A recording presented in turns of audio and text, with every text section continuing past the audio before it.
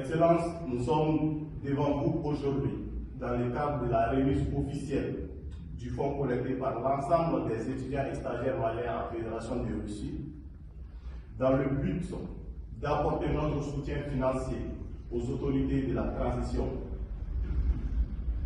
face aux crises multidimensionnelles qui traversent notre pays, le Mali.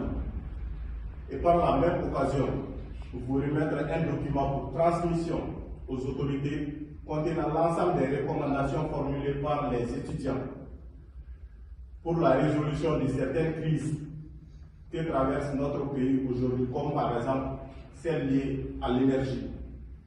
Excellence, ce fonds est la preuve de l'attachement et du patriotisme des étudiants maliens en Fédération de Russie à notre mère patrie, le Mali. Nous sommes tous conscients des conditions financières précaires des étudiants étrangers en Russie, en général et en particulier ceux du Mali.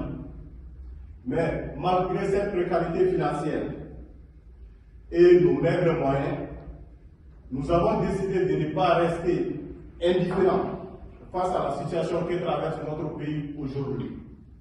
D'où la remise officielle de la somme collectée qui est de 130 020 roubles. Que chaque étudiant soit remercié pour le geste significatif et que le bon Dieu récompense les contributions à milliers d'euros. Nous profitons de cette rencontre pour renouveler notre soutien aux plus hautes autorités de la transition sous le leadership du général d'armée, son Excellence Assimi Goïta, président de la transition, chef de l'État. Nous sommes également reconnaissants des exploits de notre armée sur les théâtres des opérations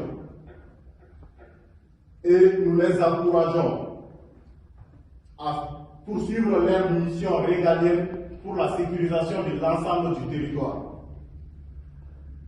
Nous n'oublions pas également ceux qui ont fait le sacrifice ultime, que leur âme repose en paix. Pour terminer, nous lançons un message à l'endroit des communautés estudiantines maliennes des autres pays en les exhortant à suivre l'initiative qui est si noble pour prouver et réaffirmer la solidarité malienne à l'échelle internationale. Afin que les crises multidimensionnelles que traverse notre pays aujourd'hui puissent être de mauvais souvenirs dans un avenir proche. Que Dieu bénisse le Mali. Merci de votre attention.